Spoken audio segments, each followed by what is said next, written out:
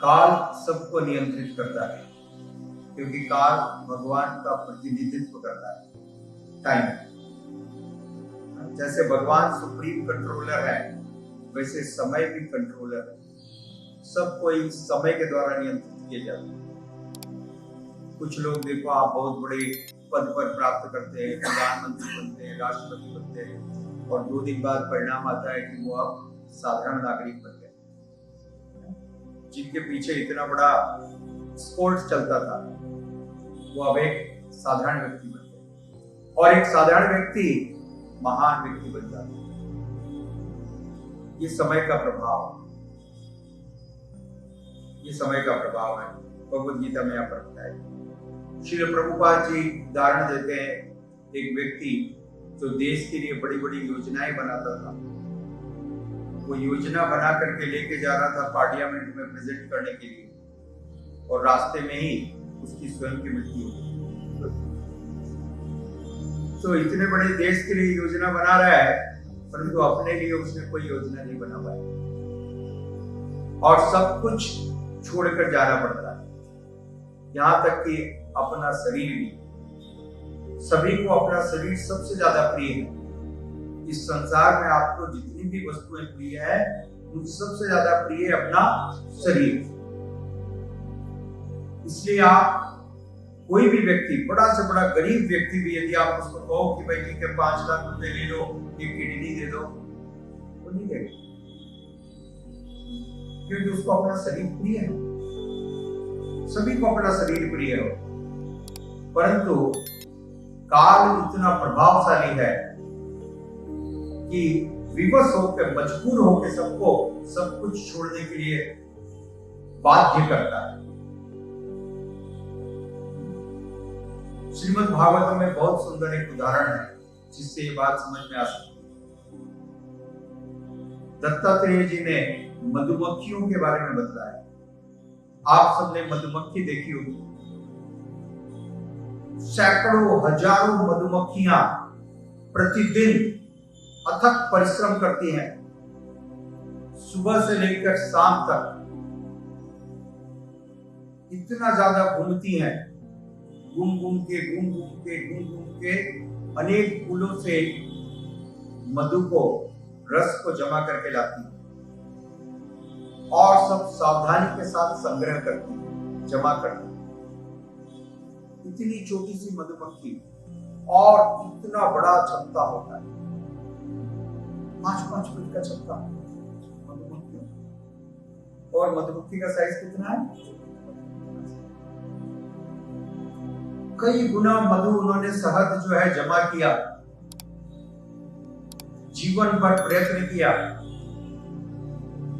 किंतु अचानक एक दिन बिना किसी सूचना के एक व्यक्ति आता है और उस छत्ते से सारे शहद को लेकर के चला जाता है। होता है कि नहीं? हम देख रहे हैं लगातार। तो इसी प्रकार से जो मनुष्य है, वो सत्य के बारे में अवगत नहीं है। सत्य यही है कि जीवन भर आप जितनी भी कमाई करोगे, जितना भी परिश्रम करोगे, जितना भी कष्ट करके आपने अर्जन किया है भौतिक संपदा को, घर, पत्नी, परिवार, बच्चों को, इतना आपने प्रेम दिया और इनके पीछे इतना सब कुछ इन्वेस्ट किया, परंतु अचानक एक दिन आपको मजबूर होकर सबको छोड़ना पड़ेगा, और इन सब के साथ साथ स्वयं अपने शरीर को भी छोड़ना पड़ेगा, बाध्य हो। कोई भी व्यक्ति लेकर के नहीं जा सकता। जो शरीर इतना प्रिय है, उसको भी छोड़ने के लिए समय मजबूर करता है। इसलिए श्रीमद् भागवतम में यहाँ पर कृष्ण कृपा मूर्ति श्रील ऐसी भक्तिवेदांत स्वामी प्रभुपाद जी बता रहे हैं, इस समय बड़ा प्रभावशाली। अहंकार मत कीजिए कि आपने कुछ किया है। यदि आप कुछ प्राप्त करते हो तो उसमें भी अहंकार मत करो कि आपने किया है, ये समय ने करवाया है। ठीक है ना? ये समय है, एक छोटा सा उदाहरण समझिए। हम जाके न्यूज़पेपर खरीद करके लाते हैं, 10 रुपये 15 रुपये का एक न्यूज़पेपर आता है प्रतिदिन, और 24 घंटे के बाद वही न्यूज़पेपर 10 पैसे में नहीं मिलता है। 10 रुपये के 10 पैसे हो गए सिर्फ 24 घंटे में। यह है समय का प्रभाव। यह है समय का प्रभाव। समय का प्रभाव एक राजा को भिखारी बना देता है और एक भिखारी को राजा के पद पर बैठा देता है।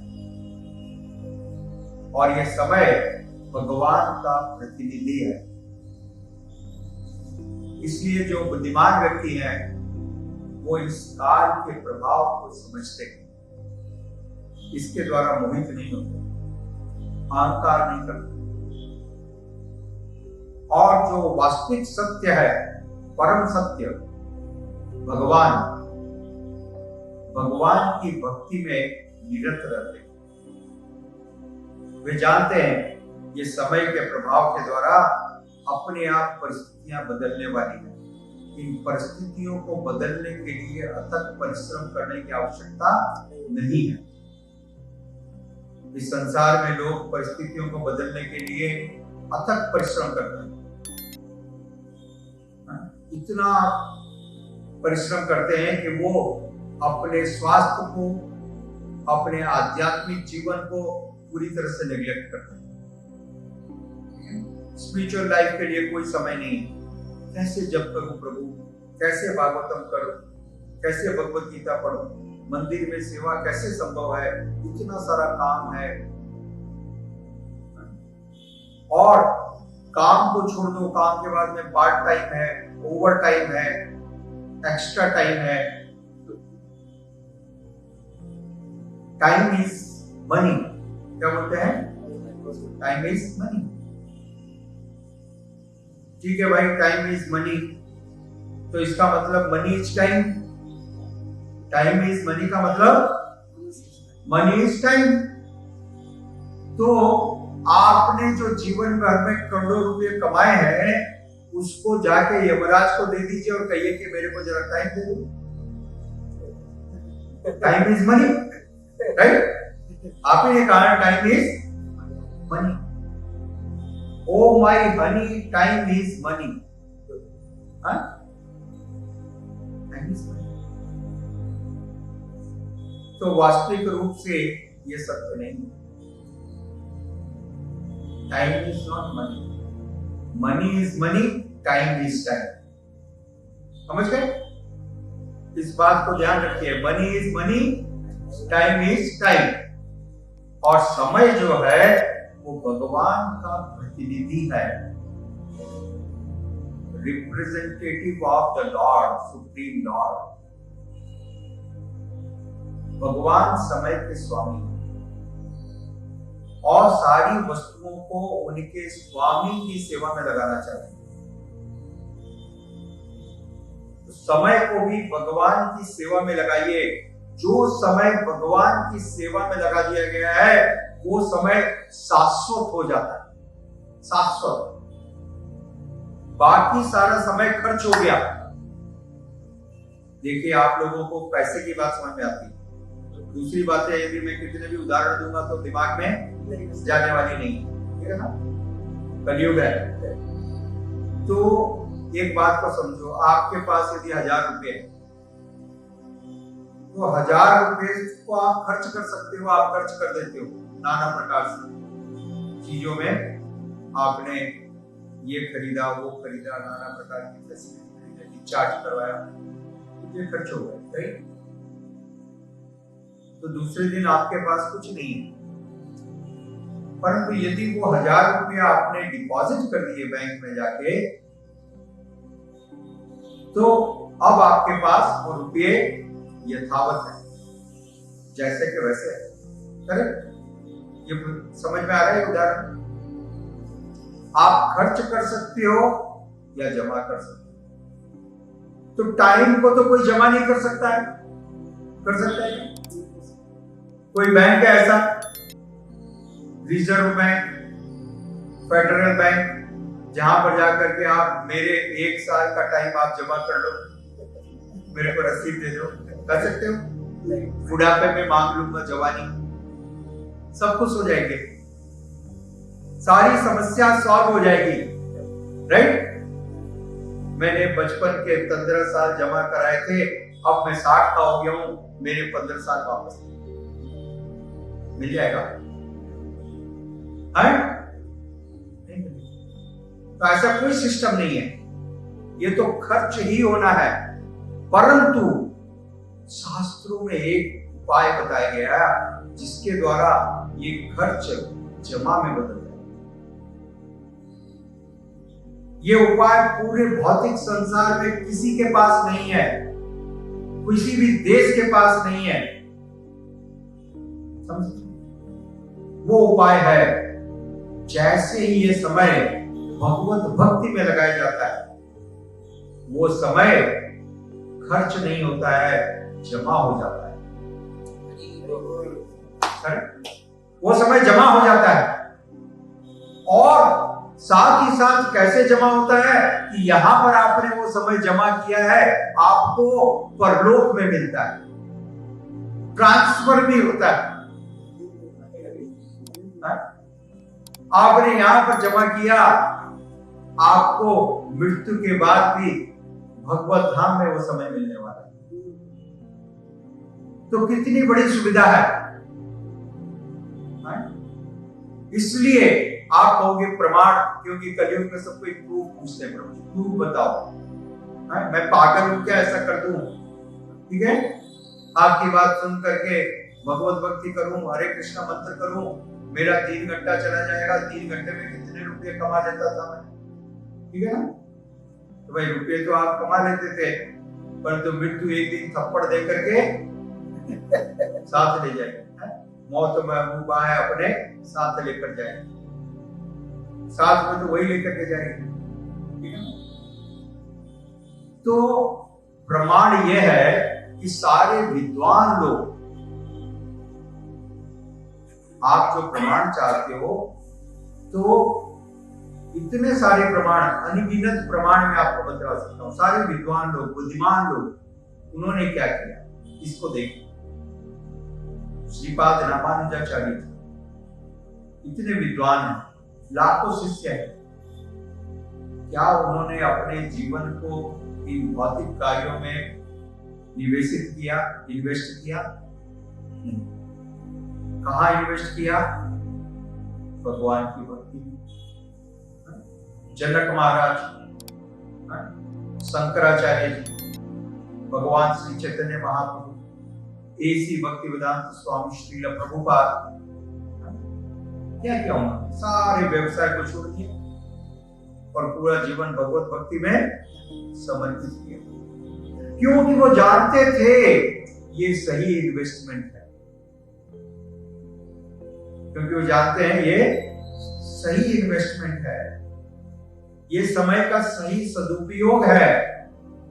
हम समय को जमा कर सकते हैं और नहीं तो अपने आप खर्च होने वाला है,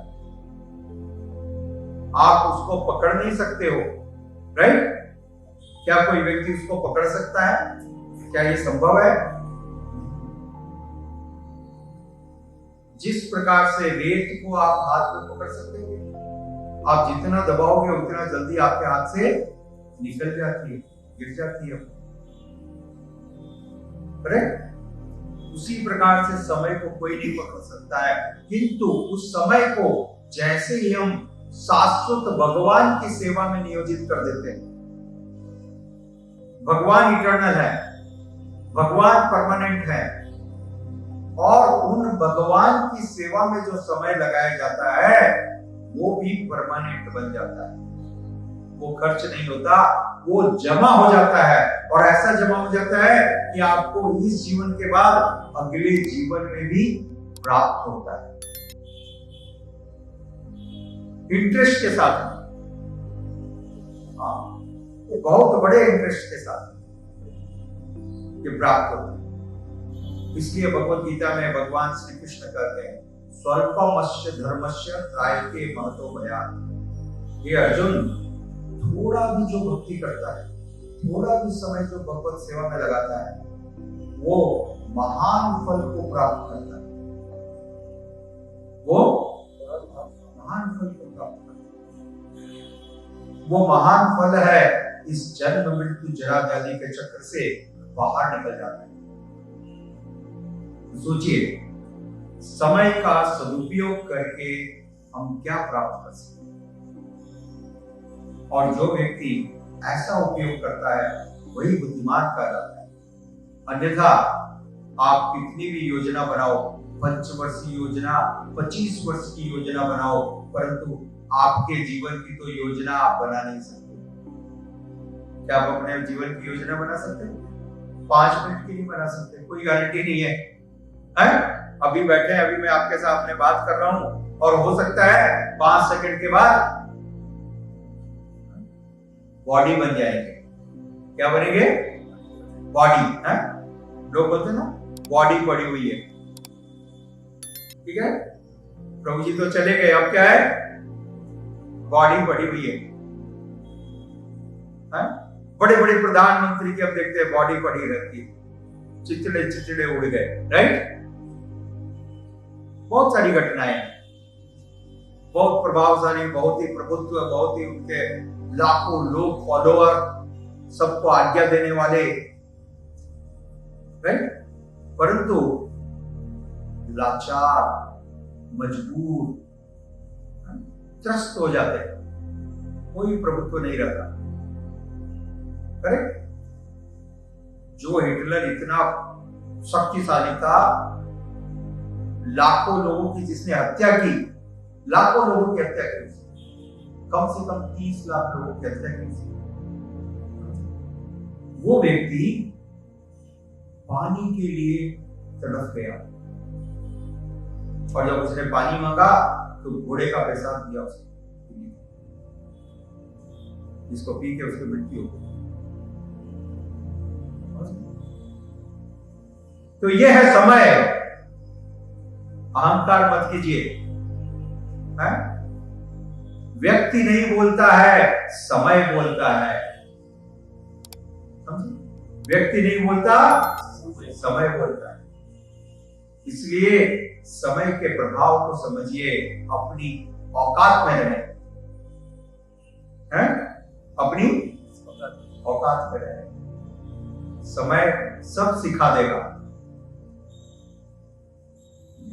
तो जो बुद्धिमान है वो समय के प्रभाव को समझते हैं और भगवान के प्रति जीवन को समर्पित करते हैं, और इस प्रकार से अपने जीवन को सार्थक कर सकते हैं। अन्यथा सब कुछ हाथ से निकल जाएगा और शरीर भी हमारा नहीं रहेगा। घर, पत्नी, बच्चे, परिवार को क्या करना है? विदुर महाराज धृतराष्ट्र को ये सीख देने के लिए वापस लौट करके आए हस्तिनापुर, और धृतराष्ट्र को ये बातें समझा रहे हैं कि आप अभी भी समय है इस परिवार से, जिस परिवार का कोई नहीं बचा है, उस राज्य से मोह को छोड़ दे, मोह त्याग दें, अटैचमेंट को छोड़ दें और मेरे साथ भगवत भक्ति के लिए प्रयाण करें। तो ये जो बचा हुआ जीवन है वो भी सार्थक हो सकता है। तो साधु हमको, महात्मा हमको सदैव इसके लिए प्रेरणा देते हैं, और हमको उनका ये निर्देश, हमको उनके सुझाव मानना चाहिए, जिससे हम अपने जीवन को सार्थक कर सकें। नहीं तो एक दिन मजबूरी के द्वारा हम छोड़ने के लिए विवश हो जाएंगे, जिस प्रकार से मधुमक्खी। याद रखें। हरे कृष्णा। श्री प्रभुपाद की गौर प्रेमानंदे।